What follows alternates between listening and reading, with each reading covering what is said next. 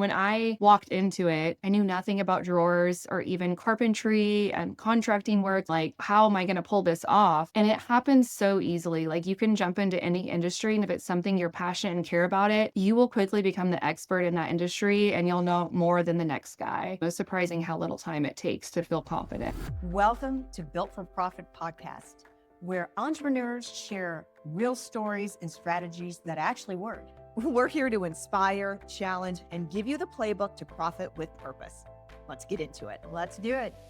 Now we have to think about what you're going to get me for like my birthday, like maybe a kitchen organization thing. Yeah, I'm getting some new cabinet organization going on because this is what happened when I started doing my research. As I was looking at the website for Art of Drawers, it made me want to organize my kitchen. And you know how you feel when you have an organized space, you want to use it more. And that's one of the reasons that we're so excited to talk to our guest and hear more about this brand today. So we have Jennifer Lyons with us from Art of Drawers. She's in Dallas. So Jennifer, welcome to the Built for Profit podcast. Thank you. I'm glad you guys had me. Thank you. Okay, I know that I mentioned this a little bit, but tell for anyone who's listening and they haven't heard of Art of Drawers, what it is and the beautification that it can do, because I saw that. Yes. So Art of Drawers, we make custom pull-out drawers and they're retrofitted into existing cabinets. So think in your kitchen, your cabinetry, you have to get on your hands and knees, dig in the back, everything is unorganized. So what we do is we come in and retrofit custom drawers to make your kitchen cabinets more functional, more organized, everything's easily accessible, just to make your daily use much easier and more friendly. There's some show on Netflix where she would go into homes and organize and declutter, essentially. And that is a real thing happening now, that people are like, I want to declutter, I want to be organized. Tell us about this shift that you have seen. It's not just me feeling this way. No, I still feel it daily. I think people realize their day-to-day life goes a lot smoother if they have systems in place. For me, in our household, we all hang out in the kitchen. It's where the kids come. It's where we hang out, we eat. It's where the memories are made. And I started to realize if the kitchen didn't have a system, if it wasn't organized, people just would stop hanging out in there.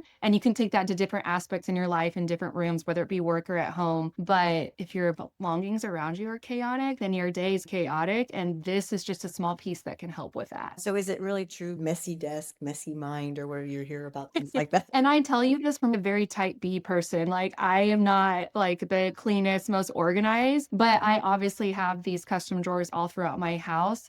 And I love it because everything is easy and I remember what I have and everything has a spot and my husband can remember where to put things and it's great. Sold right there. I can see where that would have value. Yeah. Finding things. And there is something mentally that happens when your brain associates your house as a little bit of a part of you. And so when you're taking care of it and you're organizing it, that is why it makes us feel good. Our brain internalizes that a little bit differently. And it's like, I am put together. I'm organized. It does feel good. Like, we put our drawers in our kitchen, over 2 years ago now, but every day I'm in there. Every time I pull one out, I'm like, it feels good. So Jennifer, I'm going to back up a little bit. As this B personality you say that you are, how did you come to be a franchisee? Yeah, it wasn't out of the blue. I had a business background. I worked for a small startup where you wore multiple hats and got a taste of customer service, account management, sales, you name it, and knew from the get-go I just had very intriguing thoughts about running a business in general. But I actually took a career break for quite a while. When I met my now husband, he had a job that took us traveling, and so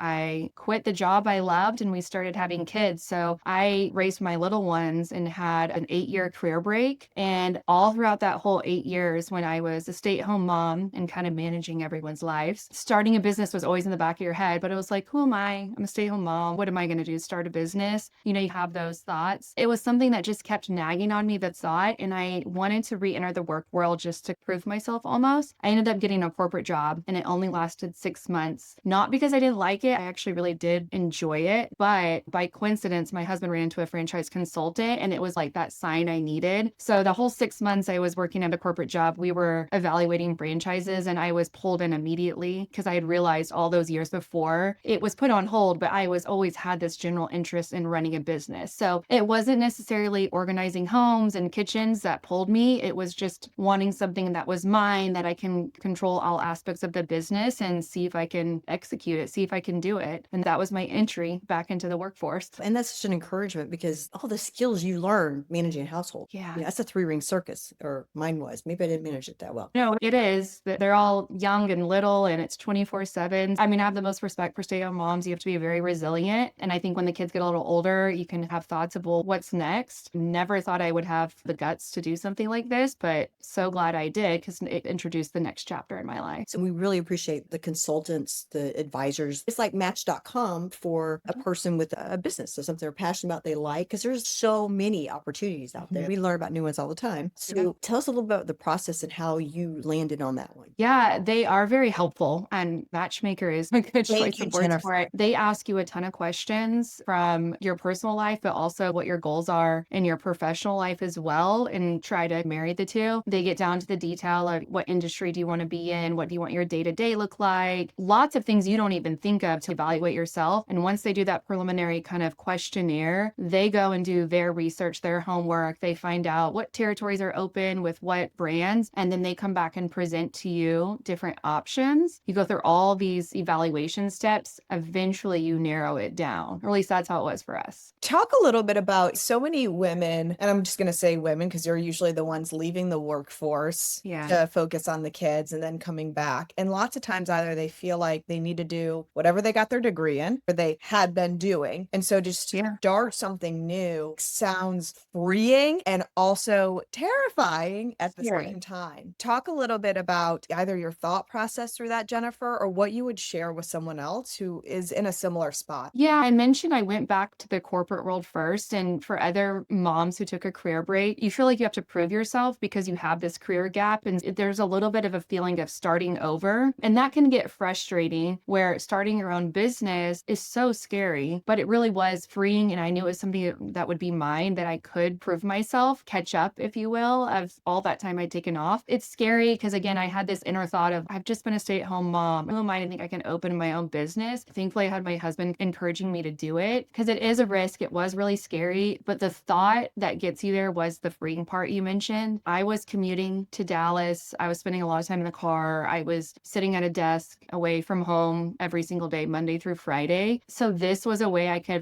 free myself from that, control my own schedule, pick and choose when I want to be there with my kids, all while knowing I can work really hard and turn this business into whatever I want it to be. So it gave me the control back, which honestly I was used to having before. So I think you nailed it. It's very scary, but it's very freeing at the same time. You just have to get yourself to that point. Sounds so easy, doesn't it? It was a process. Anyone can do it. When I walked into it, I knew nothing about drawers or even carpentry and contracting work. I didn't specialize in that. I even remember telling kind of the home office at the time, if I do this, I will have imposter syndrome. How am I going to pull this off? And it happens so easily. You can jump into any industry, and if it's something you're passionate and care about it, you will quickly become the expert in that industry, and you'll know more than the next guy. It was surprising how little time it takes to feel confident. Land on that for a moment because that's powerful. And people don't realize that. Passion really is probably 80%, and then the other 20% is figuring it out, right? It is. And the only way I got the passion was starting something that was my own. It was really hard to give that passion to a large corporation where I was just one of many, doing kind of minor tasks. The passion, when it's your own, it carries you and it forces you to just jump in and learn. And maybe I did have imposter syndrome in the beginning, but I was going to work real hard to get rid of it. And eventually I did. What does Dolly Parton say? Fake it till you make it. Fake it till you make it. We have a little bit of that syndrome. It sounds like this is a mobile-based business. Yes. Meaning there's no brick and mortar. Because you're working from home. And a lot of people go into business. The most common reasons we see is they want more time and money. We have a warehouse that we work out of, but generally speaking, I can work from home. Sometimes I'm out and about. My day-to-day looks different, which also has a sense of freeing as well. I keep telling her we can do these things in Hawaii. They would love it, I'm sure. Jennifer, would you say was a surprise or didn't go as you expected? Because that happens at somewhere in everyone. And spoiler alert, if it didn't yet, is come. Oh no, it happens over and over again. I remember my first challenge or something that didn't go right was literally our first installation. My very first customer, we just had to get it over with. I had an installer, so a contractor who just didn't show up to a job. And so I had to deal with my first unhappy customer. And on day one, what felt like day one, job one, customer number one, I was like, it's over. Art of Drawers Dallas is shutting down. We're done. There's no way I can come back from this. I literally just thought it was the end of the world. And now I look back and it's very funny because because any business you own, you're going to have your obstacles. No business is run perfect with zero mistakes. That's just not realistic. So now, mistakes were made or you have to deal with obstacles or challenges, and that's just part of the business. It's just part of doing business is how you navigate those and you move through it and you're on to the next. And you're right, there will be another one, but the further I get into it, I'm more equipped with how to handle problems. But they always say the challenges just keep getting bigger. And the universe has a sense of humor and goes, you did well with that one. Try this one on. I think that's one thing, like I look back and learn, like, again, there's no perfect business. There's always going to be a problem or something that went wrong. There's things that are outside your control, but you are the one to deal with it. And it used to weigh me down heavily because I thought it was like a direct correlation of how I was doing, how I was running the business. And it's not the case at all. The further you get along or the better you get at just handling problems and realizing they're a part of running a business, you bounce back and it projects you forward. I'm curious, Jennifer, obviously you've got experience on your side now. You're not at day one, customer one, all of that. Yeah. But it's clear that you've got a strong perspective on things and you have a strong business outlook. So how did you get there? I just jumped in. If something was uncomfortable, I just forced myself to do it anyways. But also in the franchise world, you get a community aspect. You've got people who are doing the same exact thing as you in other cities. You've got a home office that's supporting you. So while I'm the only one here in Dallas going through this and trying to figure it out, I do have this support system where I can call up anyone and be like, hey, have you run into this? And it's only this small group of people that can relate to exactly what I'm going through. We can figure things out together a little bit. So it was a lot of why I chose a franchise, because there's people with you doing it at the same time. Because you're in it together to win it, but you're not in direct competition. Yeah, we all want the brand to grow. We all have the same goal in mind, and we're just trying to do our part in our own city. Okay, silly question. You do more than just kitchen drawers, correct? Yes, anywhere there's cabinets, so bathrooms, we do a lot of pantry redesigns, which are super fun, laundry rooms, really anywhere there's existing cabinets. So we don't build cabinetry brand new, which gives us like a fun niche to be in, because a lot of people will live in their homes for a long time and they just want to make updates. So anywhere there's cabinetry, we come in and can retrofit anything. And then we also do cabinet refacing as well. So if people want to change the outside look of their cabinets, we can do that too. My older son, I guess, outfitted his garage, but he customizes little cabinets. His cabinets, you open it up and he has these little plastic, I'm sorry, son, that I'm ratting you out. But anyways, his little things you screw in the wall. It has like where the screws are and the nails and stuff like that. So he like made his own. But he had the need. He had the same need that we see often. So maybe we'll class him up. Yeah, exactly. Maybe we'll get that upgrade with Art of Drawers. I'm curious, Jennifer, because you have such a great story that so many people can relate to, of starting from scratch in an industry, right? It's not like a plumber who has been a plumber for trade and is now going into a plumbing franchise. You're learning it all. And surprisingly, that's how a lot of franchisees are. I think maybe we thought it was a little bit different, but that seems to be a majority. So what sort of habits did you instill either like in those first couple months that served you so well that you were like, this was a game changer? Let's see, positive mindset. You guys probably hear that all the time, but in the beginning, it's going to be hard. You're learning an entire business overnight is what it feels like. And you're trying to like drum up brand recognition and get your name out there, and you have an investment tied into it. It's like a piece of you. So it can be really easy just to ruminate on the negative of what if it doesn't work? There's a financial side, but also there's like a public failure side to it. All your friends know you're doing this. And then you could get into the details of different things that aren't going right or things that are going wrong. And it's really easy to get caught up on that. And it kind of goes along with what I was saying earlier. I know how the business needs to run. No one can do it overnight. It takes time, and you're putting these pieces into play over time to get it running optimally to where you want it. So I had to change my mindset of focusing on the positive. And Jennifer, I appreciate your just being authentic about it, because I just don't think everyone understands there is a moment you probably have the choice to focus on, because if you focus on the negative, you just bring more of it to you. I had to learn that the hard way too, I think. Probably people told you like they told me, and I still did it. So maybe they can just collapse that curve of learning here today. Jennifer just told you, don't do it. Just skip that lesson. Yeah. You can at least shorten the learning curve. I feel like that's what I'm telling new people all the time of you're going to figure out the problems, that you're going to laugh a year from now, whatever it is. There's such a strong social component to that, and not even in an ego way, but I think as we all say, I'm going to do this or I'm doing that, you surely want to come through and do it. And I've heard you're not usually actually embarrassed to be seen starting. You're you're embarrassed to be seen starting small. And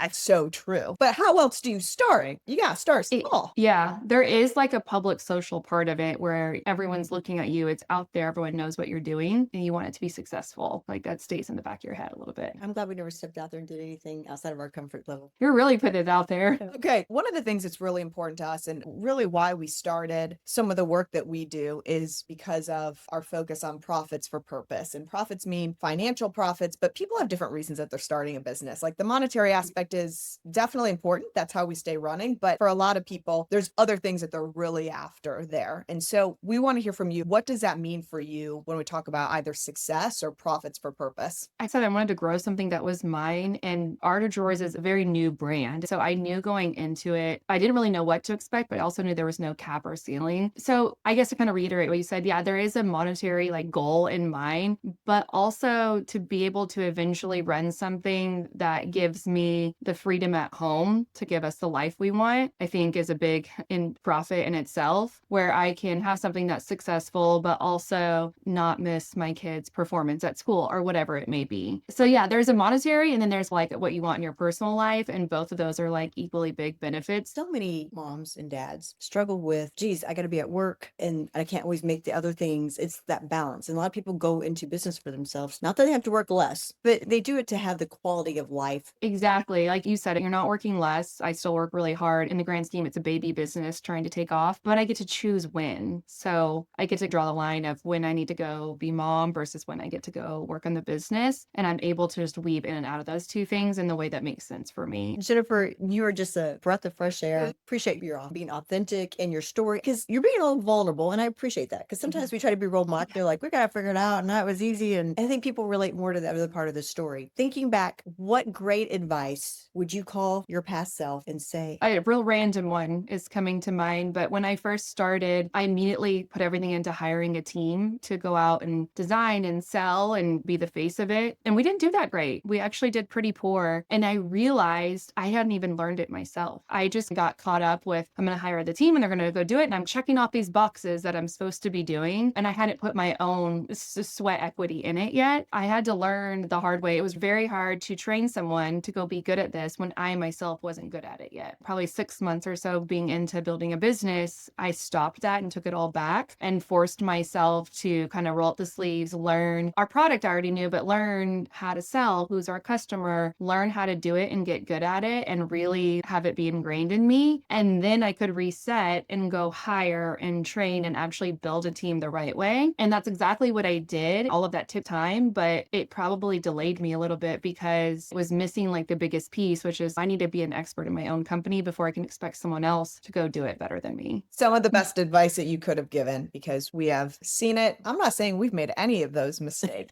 but I think it's important to state it actually doesn't matter, even if you've done a business before, because I think especially seasoned business owners can come into a new business and guess what? It's the exact same for them. It's a new baby. Well, we can't wait to see as your baby gets bigger and grows and the things you're going to do. Really enjoyed the conversation. I know our listeners will as well. And if they want more information about you and your services and the Art of Drawers in the Dallas area, they can click on the show notes and see the link and learn more about Jennifer and the Art of Drawers. Yeah. Thanks so much for joining us. Remember, we're on Apple, Spotify, and YouTube now, so you can listen or watch on any of those platforms. Jennifer, it was such a pleasure. You're making me want to go organize things. So that means you're doing a great job with your sales. So thanks so much. Thanks. It was very fun to talk to you. One of the heaviest loads business owners carry are taxes and expenses. They can make or break your bottom line. Yes, we see it every day. And that is why we have partnered with Lightening the Load, expert tax strategists and CPAs, and they help you get a deep dive on those numbers, uncover different strategies, and keep more of what you've actually earned. They don't just file returns, they lighten the load for you with confidence. And that way you can grow and scale your business. So check out, it's in the show notes below. We got a 30-minute free consultation for you with Lightening the Load, and you're talking to a CPA. Unbelievable. Click on the link below and take advantage of it. We'll see you in the next episode.